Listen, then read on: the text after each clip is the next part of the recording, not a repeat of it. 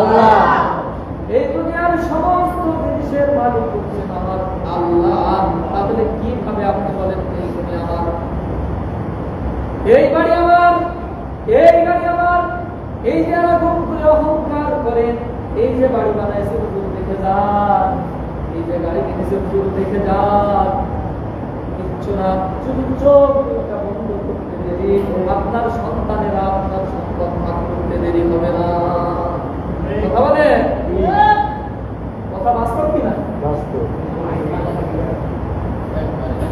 এই জন্য আপনাদেরকে উন্নত আহ্বান করব, এখনো হায়াতের জিন্দেগিতে বেঁচে আছে, অন্তত বেঁচে থাকা কালীন কিছু দান খয়রাত করে যান, নিজের জন্য উপার্জন করে রেখে যান। উপার্জন করতে বলতে ওই উপার্জন সেই উপার্জন না যে সারা জীবন টাকা জমিয়ে রেখে গেলেন সন্তানের, ওই উপার্জনের কথা বলছি না। আপনার উপার্জন অতটুকুই, আপনার যতটুকু আপনি কামাই করেছিলেন, কামাই করার পরে আল্লাহ রাস্তায় দান করেছেন, ওই দান রুটি মরার পরে আপনার পৌঁছাবে। একটু আওয়াজ দেবেন সুবহানাল্লাহ। আর আপনি আয় করেছেন, আয় করার পরে সম্পদ করে রেখেছেন, রেখে যাওয়ার পরে ওই সন্তানেরা যা বসেছিল নামাজ পড়ে না, ওই সন্তানেরা আপনার খায়, গাঁদা খায়, মদ খায়, শত রকম অশ্লীল কাজ আছে করে, মরার পরে মৃত্যুর পরে আপনার সন্তানদের খারাপ কাজ করবে, ওই খারাপ কাজের অংশ লাগছে হয়ে আপনার কবরে ঢুকবে। একটু আওয়াজ বলুন নাউজুবিল্লাহ। তাহলে এই যে সন্তানের জন্য রেখে গেলেন, এই সন্তান মৃত্যুর পরে যদি ভালো না হয়, বেশিরভাগ সন্তান খুবই ভালো হয়, ইসলামের জ্ঞান কয়জনের আছে বলেন?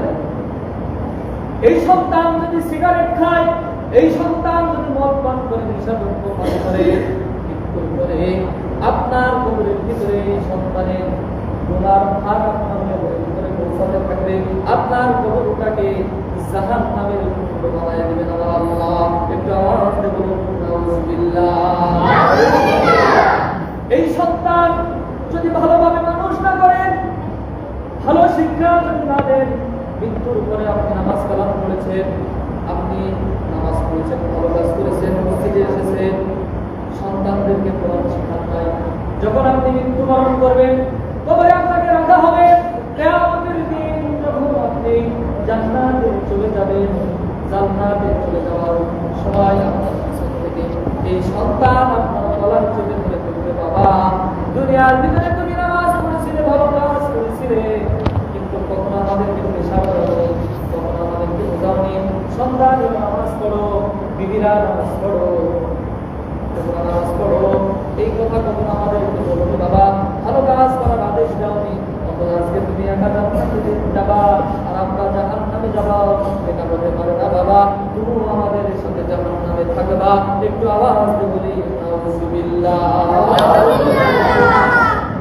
আর সন্তান যদি ভালো হয়, সন্তান ফজরের সালাত পড়ে আপনার পিতা মাতার জন্য দোয়া করবে, আপনার পরিবারের জন্য দোয়া করবে, আপনার পাড়া প্রতিবেশীর জন্য দোয়া করবে, যেটা মসজিদে নামাজের পরে করা হয়। করা হয় কি হয়? যারা আসেন তারা বুঝতে পারবেন আমি নিজে দোয়া করি, আল্লাহ যাদের পিতা মাতা নিয়ে গেছে, যাদের পিতা মাতা কবরবাসী হয়ে গেছে, আল্লাহ সকলে আমাদের সাথে বলুন রব্বির হামহুমা, সকলে বলুন রব্বির হামহুমা কামা রাব্বায়ানি সাগীরা, রব্বির হামহুমা কামা রাব্বায়ানি সাগীরা।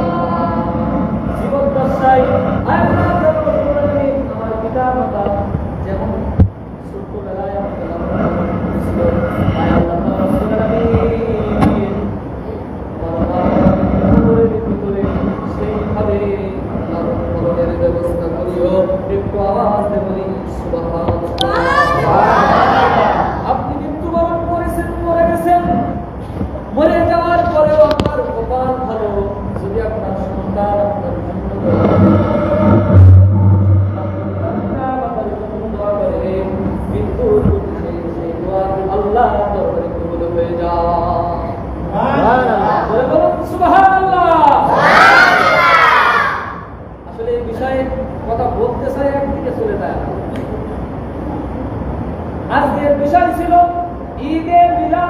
নবী 16 তারিখে সম্ভবত আমাদের নবীর জন্মদিন। এই নবী আমাদের জন্য রহমত স্বরূপ, বরকত স্বরূপ। বলেন আল্লাহ ফাত্তাবিউনি ইউহিব্বুকুমুল্লাহ ইন্নাল্লাহা ইয়াগফিরু যুনুবা জামিআ ইন্নাহু হুয়াল গফুরুর রহিম। সুবহানাল্লাহ। আল্লাহ পাক রব্বুল আলামিন বলেন,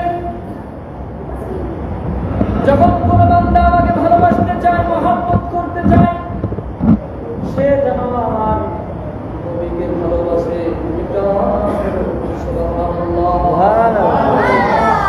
শুধু মুখে নবী নবী, কাজে কয়জন নবীকে মানে বলেন? এই নবী কি করেননি আমাদের জন্য? আমাদের সাইকের ময়দানে মার খেয়েছে। কেমন মার? আমরা কয়জন মার খাইছি? নবীজির গায়ে একদিন আম্মা জান আয়েশা রাদিয়াল্লাহু তাআলা আনহা পিছে দাঁড়িয়ে বলছে, নবী গো, তোমার কি কোনোদিন পছন্দ হয়েছিল নাকি কিছু দেখা যায়?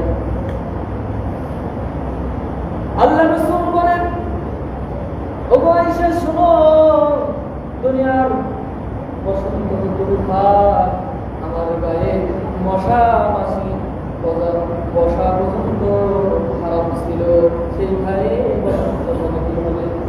সুবহানাল্লাহ বলবেন না?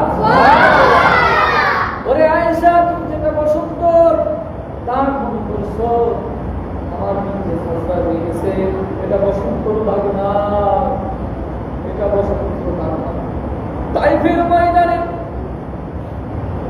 আহারে তাইফের ময়দানে যখন আমি ইসলামের দাওয়াত দিয়েছিলাম, যখন আমি ইসলামের কথা বলেছিলাম, তাইফের ছোট ছোট বাচ্চাদেরকে তারা নিয়ে এসেছিল, যুবকদেরকে নিয়ে গিয়েছিল, আমার গায়ে পাথর মেরেছে আয়েশা, আমাকে করেছে, আমাকে মেরেছে। সেই তাইফের ময়দানের আঘাতে চিহ্ন হচ্ছে এইগুলা। সেদিন যদি চাইতো আল্লাহ রাসূল তাইফবাসী করেন নাই, তিনি আমার উম্মতের জন্য এত ভালোবেসেছেন, আমাদের এত ভালোবেসেছেন যে কিয়ামতের দিন জাহান্নামের বেড়ি নবীর উম্মত হওয়ার উসিলায় আমাদের হাতে পড়ানো হবে না। সুবহানাল্লাহ। নবীর কথা যদি আমি বলি, বলতে শেষ হবে না, সময় বেশি নাই। নবী আমাদের জন্য কত কষ্ট করেছে। যেই নবী আপনারা শুনলেই জানেন কিয়ামতের দিন কেউ কারোর কোনো কাজে আসবে না। এই যে সন্তান দেখছেন, এই সন্তান কোনো কাজে আসবে না। দুনিয়ার ভিতরে সব থেকে আপন কে? আপনারা বলুন, সব থেকে আপন কে? মা। সব থেকে আপন জিনিস মা। এই মা কাল কিয়ামতের দিন আল্লাহর কাছে বলবে, আল্লাহ দুনিয়ায় আমার সন্তান ছিল না। কি জন্য বলবে? এই ভাইকে বলবে। ওই সন্তান যখন বলবে, মা আমাকে একটা নেকি দাও, একটা নেকির জন্য আমি জান্নাতে যেতে পারছি না, আপনার সন্তান বলবে, আপনার মা আপনাকে বলবে, পৃথিবীতে আমার কোনো সন্তান ছিল না। কতটা কঠিন হতে পারে আপনি কি ভেবেছেন? এই ভাই সব থেকে দুনিয়ার ভিতরে রক্ত সম্পর্ক হচ্ছে ভাই। কোন ভাইকে যদি কেউ প্রহর করে, আরেক ভাই চুপ থাকতে পারে না, এগিয়ে যায়। যতই কেন আপনার সামনে যদি আপনার ভাইকে আমি প্রহর করি, আপনার ভাই সামনে যদি আপনার সামনে চুপ থাকে, আপনি সবার আগে গড়িয়ে যাবেন। যাবেন কিনা? অবশ্যই যাবেন, যতই পারিবারিক দ্বন্দ্ব থাকে। এই ভাই হচ্ছে আপনার দিন। এই ভাই ভাই করবে কঠিন মুহূর্ত। সেই কঠিন মুহূর্তে কোন নবী আপনাকে সুপারিশ করতে পারবে না, কেউ সুপারিশ করতে পারবে না, যার কাছে জানতে গেল সেই কাম এবং সিদ্ধান্ত থাকবে তিনি কে? সকলে বলুন তিনি কে? তিনি আল্লাহর রাসূল। তিনি কে? আল্লাহর রাসূল। আল্লাহর রাসূল তিনি সিদ্ধান্ত অবস্থায় থাকবেন কাদের জন্য? আমাদের জন্য থাকবেন। সেই নবীকে আমরা কতভাবে কষ্ট দিই। নবী আলা কাজ তো আমরা করি না, নবীকে অনুসরণ করি না, অনুসরণ করি না, করি বলেন? কষ্ট দিই কিনা? কষ্ট দিই। আচ্ছা, জীবন সারাটা জীবন যিনি আমাদের জন্য কেঁদেছে, চোখের পানি ফেলে কেঁদেছে, সব সময় তিনি আমাদের জন্য আল্লাহর কাছে মাফ চেয়েছেন। আয় আল্লাহ, তুমি আমার উম্মতদেরকে মাফ করে দিও। সেই নবী আলার কাজ আমাদের করার দরকার আছে না নাই? জোরে বলুন, আছে না নাই? অবশ্যই আছে। যেই নবী চেহারা মুবারক থেকে নূর বাইর হতো, যেই নবী কেউ যদি কখনো উপহার করেছেন, তিনি কখনো কাউকে বন্ধ দেন নাই। যদি তাকে কেউ চর করেছে, একবার এক ইহুদি চর করেছিল, ঘটনা জানেন না?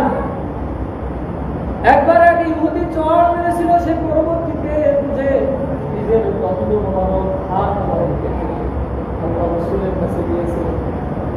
সময় সংক্ষিপ্ত, ঘটনা বেশি লক্ষ্য করতে হাত নিয়ে যাওয়ার পরে তিনি বলছেন, তুমি যে চর মেরেছিলে, তুমি কি হাতে ব্যথা পেয়েছো? সুবহানাল্লাহ বলেন। লোকটা আশ্চর্য হয়ে গেল, যাকে আমি চর মারলাম সে বলে উল্টো আমাকে না বলে, উল্টো আমাকে না মেরে সে বলে তুমি হাতে ব্যথা পেয়েছো কিনা? সাধারণ মানুষ হতে পারে না। তিনি বাড়িতে অনুশোচনা করেছেন, বুঝতে পেরেছে নিজের হাত কেটে ফেলাইছে। কেটে ফেলার পরে বস্তায় করে নিয়ে গেছেন। নিয়ে যাওয়ার পরে আল্লাহ রাসূলের কাছে যে বলছেন, আপনাকে চর মেরেছে, আপনি উল্টো প্রতিবাদ না করে আপনি বলছেন আপনি হাতে ব্যথা পেয়েছেন কিনা? এই কথাটা আমার অন্তরের ভিতরে কথা দিয়েছে। বুঝতে পেরেছি আপনি দুনিয়ার কোন সাধারণ মানুষ নয়, আপনি হচ্ছেন মুহাম্মদ সাল্লাল্লাহু আলাইহি ওয়াসাল্লাম। একটু আওয়াজ দিয়ে বলি সুবহানাল্লাহ। মুবারক নিয়ে আল্লাহ রাসূল সেই কাটা জায়গায় তার টুকু মুবারক দিয়ে ধরলেন, হাত আগের থেকে আরো বেশি করে ভালো হয়ে গেল।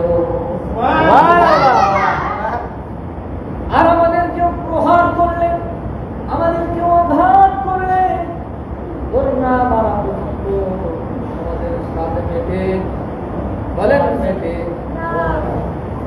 উল্টোভাবে আমাদের প্রতিবেশীকে আমরা শত্রু করে দেই। আমরা মনে করি একজনকে মারতে পারলে ভালো, একজনের পরে হিংসা করতে ভালো পারলে ভালো, একজনকে ঠকাতে পারলে ভালো। এই ধান্দায় আমরা বসে থাকি কি থাকি না? এই ধান্দায় যারা বসে থাকে, এই ধান্দা যারা করে, তারা কখনো নবীর অনুকরণ করতে পারে না। কথা বলেন ঠিক কিনা? কথা বলেন ঠিক কিনা?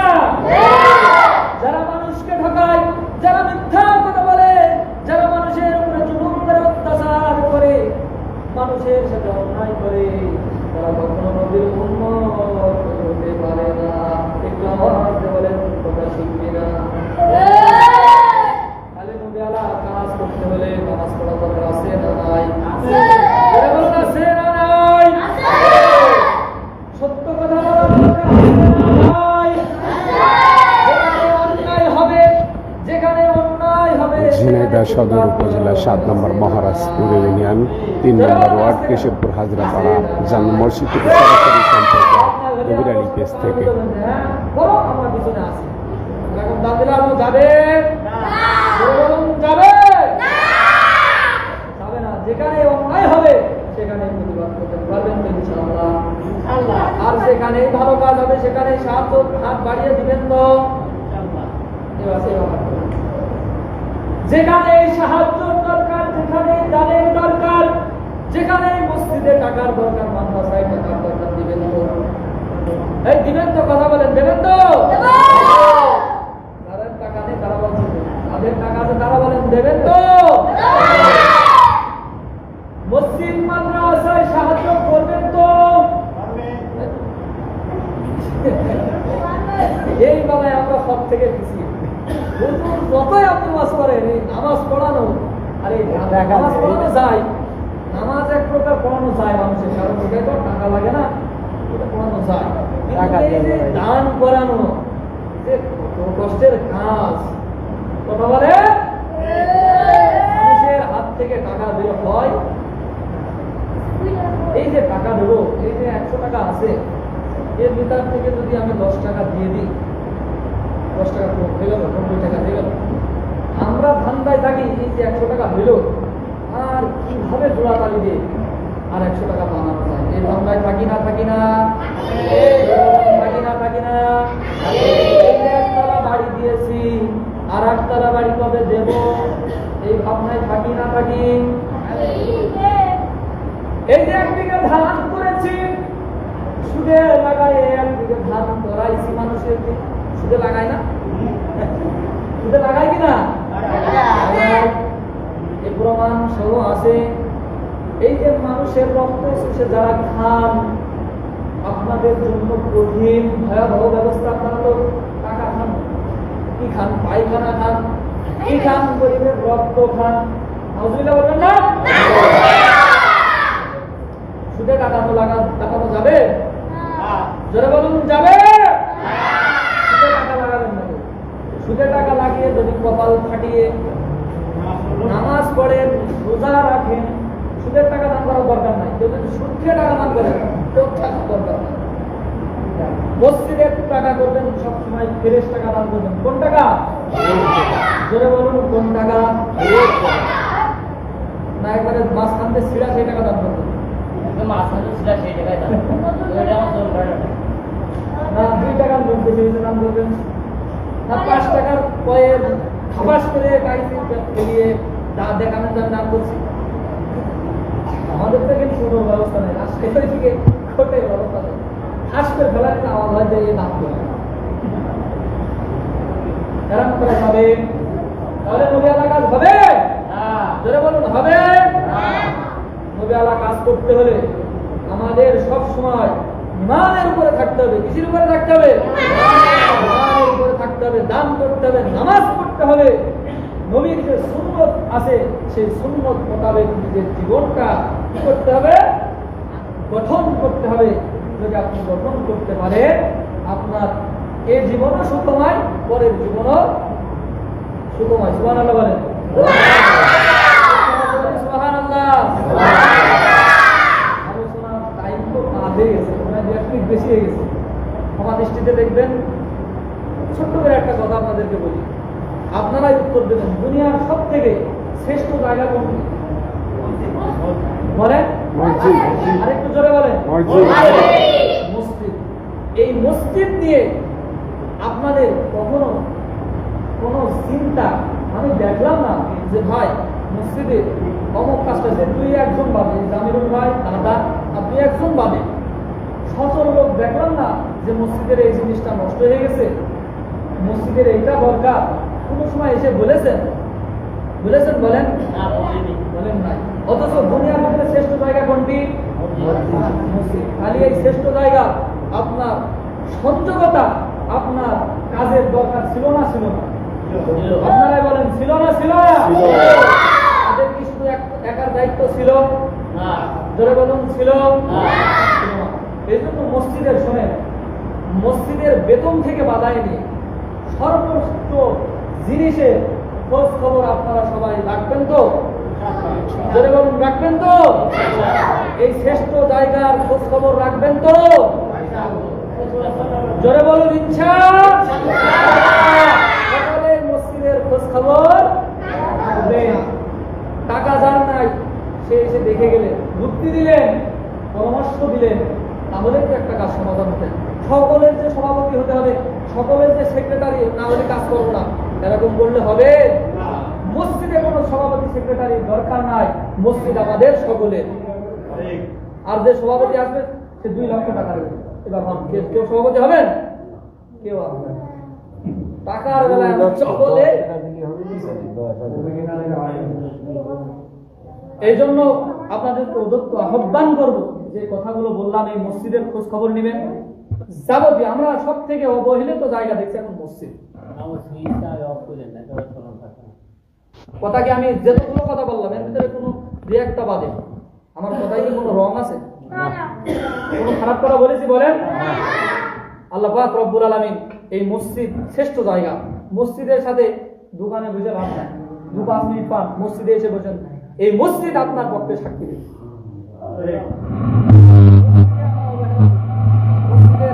মসজিদের বেতন নিয়ে অবহেলা করি, আছে না নাই? আমাদের এখানে নেই, অন্যান্য জায়গায় আছে। মসজিদের বেতন নিয়ে আপনার বাড়িতে ডিস লাইন আছে, ডিসের বিল দেন। আপনার বাড়িতে আপনাকে যদি এখনই পুলিশ ধরে নিয়ে যায় 50-60, ওর বাড়ির টাকা যাতে যাবেন ইমাম সাহেবের, ওর টাকা বেরোবে না। ওর কোমরে দড়ি দিয়ে যখন পুলিশে ধরে নিয়ে যাবে, ও কোথার থেকে টাকা আছে ও তখন বের করবে। আছে না নাই বলেন? এই জন্য যারা বেতন নিয়ে কৃপণতা করেন, শোনেন, এই মসজিদ হচ্ছে শ্রেষ্ঠ জায়গা। এই মসজিদ নিয়ে কখনো বেঈমানি, কখনো মসজিদ নিয়ে প্রতিহিংসা, কখনো মসজিদ নিয়ে হিংসা, রিয়া, মারামারি, তারপরে এই মসজিদে যাব না ওই মসজিদে যাব, এইগুলো যারা করেন, অন্তত এতটুকু কথা শুনে রাখেন, মসজিদ নিয়ে অনেক কথা বলার আছে, সময় নাই। মসজিদ নিয়ে যারা এই যে হিংসা করেন, যে ওরা দায়িত্ব আছে ওরাই করুক, এরকম কথা বলে না? বলে না? বলে না? বলে না? যারা বলেন, এই অহংকার নিয়ে যারা ঘুরে বেড়ান, তাদের নামাজ হয় কিনা সন্দেহ আছে। এই জন্য এই মসজিদ নিয়ে কখনো বাড়াবাড়ি করা, মসজিদ আমাদের সকলের। মসজিদের যে হুজুর থাকবে, আমি আজ আছি, আমি কাল নাও থাকতে পারি, মসজিদের যে হুজুর থাকবে সেই হুজুর আপনাদের প্রত্যেকটা মহল্লা সকলের।